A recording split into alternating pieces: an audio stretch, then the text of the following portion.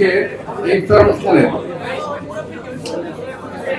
সম্মানিত সভাপতি আয়োজকবৃন্দ, ভাইরা আসসালামু আলাইকুম। আমি এখানে বক্তব্য রাখতে আসি নাই, ইফতার দাওয়াতে এসেছিলাম।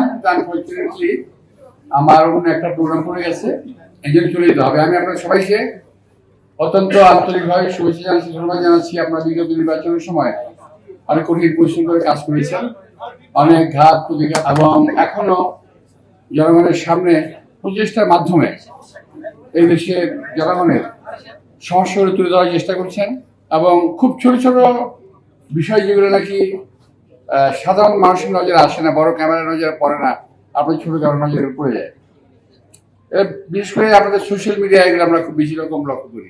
আমরা রাজনীতি করি, রাজনৈতিক দলের সদস্য আমি, দুইটা রাজনীতির কথা বলতেই হয়। তো আজকে আপনার সঙ্গে আপনি জানেন যে আজকে প্রথম যে কাজটা উদ্বোধন হলো, 1 মাসে পুরনো হয়নি। এর মধ্যে যে আজকে ফ্যামিলি কার্ড বিতরণ হয়েছে, আপনাদের জন্য শুনেছেন, অনেকে দেখেছেন। এটা আমি মনে করি সরকারের একটা ভালো কাজের, কিংবা আমাদের যে 31 অঙ্গীকার ছিল সেটা একটা প্রথম অন্যান্য দফাগুলোকে পরিপালন করার প্রথম পদক্ষেপ আজকে আমাদের প্রধানমন্ত্রী নিয়েছেন। তাকে আমি ধন্যবাদ জানাচ্ছি আপনাদের সকলের মাধ্যমে। কিন্তু এর মধ্যে বহু লোক সমালোচনা করছে এই সরকারের। ভাবতে এরকম যে এই সরকার ক্ষমতায় আছে মাত্র কয়েকটা দিন, 17 বছর ছিল অন্য একটা দল, এটা ভুলে গেলে চলবে না। তো এই সরকারের প্রতি 17 বছরের সরকার, 17 বছর সরকার আসলে তা নয়। আপনাদের বুঝতে হবে, আপনারা সংবাদের পত্রের মাধ্যমে, আপনাদের মিডিয়ার মাধ্যমে তুলে ধরেন 1 মাসের সরকার। 17 বছর বাংলাদেশের মানুষ যেভাবে কষ্ট করেছে, একইভাবে আমরাও কষ্ট করেছি। জুলাই যোদ্ধা ইত্যাদি ইত্যাদি, যে শুধু ওনারাই করেছেন। আরে ভাই, জুলাইয়ের মধ্যে আমিও তো ছিলাম। আমরা কথাটা বলি না, জুলাই যোদ্ধারা বলেন যে তারা বয়স কম, তারা করেছেন, বারো আমরা তো না করি না, কিন্তু আমিও ছিলাম, কর্ণফুলির সামনে ছিল আমার অবস্থান। তো আপনারা যারা বলতে যাচ্ছেন সরকারের সময় যে এখনই করেন, কালকে দেখলাম স্লোগান নিয়ে মাঠে নেমে গেছেন ঢাকা বিশ্ববিদ্যালয়ে কোনো জায়গায়। ভাই, কার বিরুদ্ধে স্লোগান দেন? এই সরকার একটা নির্বাচিত সরকার।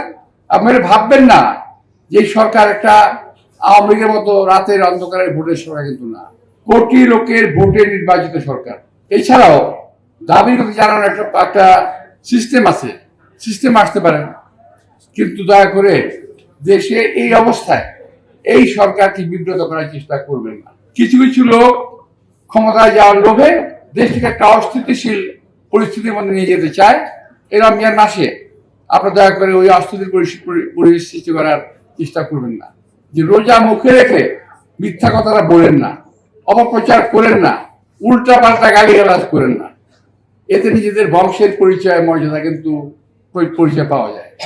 কে কোথেকে আসছেন? বাবা হলো জামাতের রোকন, মা জামাতের রোকন, নিজের মাথার মধ্যে টুপি, তারপর দাঁড়িয়ে আছে।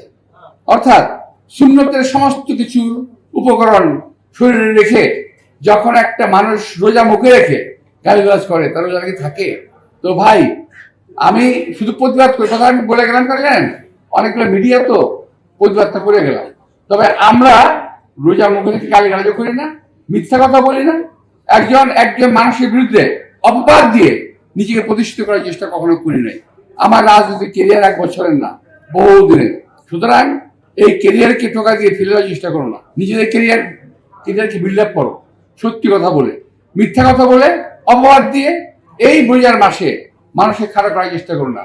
তাহলে ইনশাল্লাহ আমি বলবো যে আমি তো তোমাদের মতো এত সুন্নতি লেবাস আমার নাই, তারপরে বলবো আমার মুখের কথা কাজে লেগে যাবে। তোমাদেরও কিন্তু এটার জন্য দায়িত্ব বহন করতে হবে কোনো না কোনো সময়।